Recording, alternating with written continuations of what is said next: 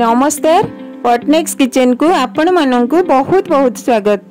जदि आपण गोटे टाइप रो पलौ खाई की बोर हो गलेनी तो आज मु आपण माननक सहित शेयर करिवि गोटे डिफरेंट स्टाइल रे चना डाली रो पलौ। देखि पारुथिबे मु एई पलौ को कड़ाई रे बनाउछि। सब टिप्स एंड ट्रिक्स को फॉलो करिवे पलौ पूरा परफेक्ट बनिवो। बहुत सहज रेसिपी आ या सहित कोनोसी तरकारी रो मध्ये दरकार नहीं। बहुत बढ़िया लगिवो। आपण माने थरे निहाती ए रेसिपी को ट्राई करंतु। चलंतु स्टार्ट करिबा आजिरो ए रेसिपी। चना डाली पलौ बनेबा पई प्रथमे मु एठी नेछि चना डाली बा बुट डाली आधा कप।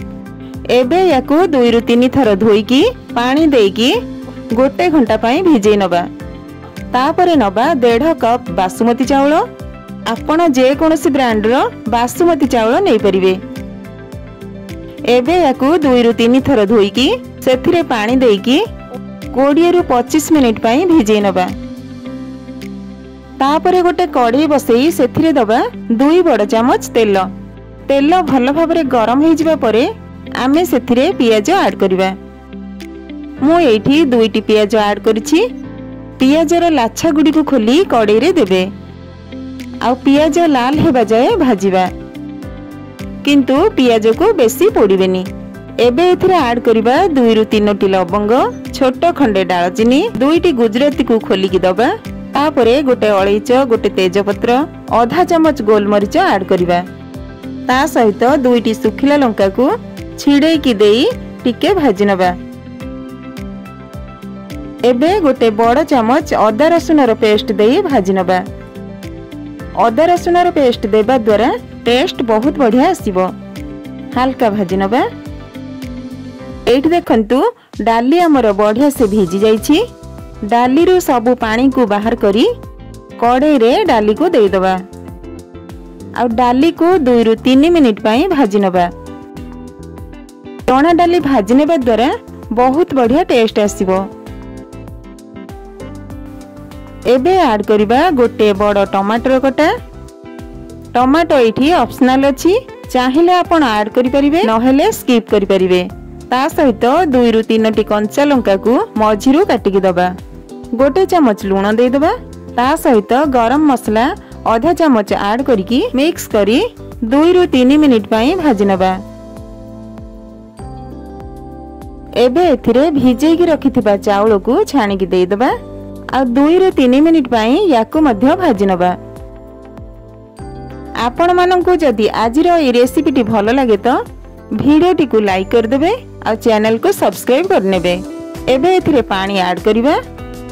मु एठी 1.5 कप चाउल नेथिली, सेही हिसाब रे एथिरे 3 कप पानी ऐड करिबा। डाली आधा कप नेथिली, सेही हिसाब रे आधा कप रो आधा पानी ऐड करिबा। चाउल आउ डाली पाई अलग अलग हिसाब रे पानी देबे। एबे याकू मिक्स करी कवर कर देबा। फ्लेम को पूरा लो रे रखिबे, मीडियम किंबा हाई करिवेनी। आरंभ रु शेष पर्यंत फ्लेम को पूरा लो रे ही रखिबे।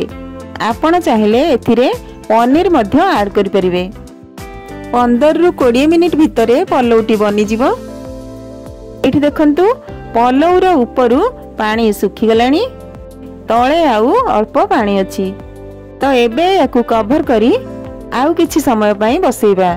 बिल्कुल भी याकू घांटीबेनी। देखंतु एठी सब पानी सुखी जाईछि आउ डाली आउ चावल मध्य बढ़िया से सिझिछि। देखंतु पलौ हमर केते बढ़िया से बनिछि। चावल आउ डाली एकदम गोटा गोटा अछि। एठी हमर चना डाली रो पलौ बनी की रेडी हो जाईछि। आपण निहाती थरे ट्राई करी देखंतु, बहुत बढ़िया लागिवो। बे याकू गरमा गरम सर्व करिबा। ता सहित सर्व करिबा रायता। रायता पई गोटे बाउल रे दही नेई सेथिरे ऐड करिबा कटा काकुडी, पियाज, कंचा लंका, कटा टमाटो, चाट मसला, कला लूण आउ अल्प नॉर्मल लूण देई मिक्स करनबा। एठी हमर मिक्स वेज रायता बनी गला। आपण ए चना डाली रो पलौ सह मिक्स वेज रायता को सर्व करंतु, बहुत टेस्ट लागिवो। बहुत कम तेल आ मसला रे रेसिपी टी बनी जिवो। आ टेस्ट पूरा जबरदस्त रहिबो। आज पई रहउची, पुणी आसीबी गोटे नुआ रेसिपी सहित। धन्यवाद।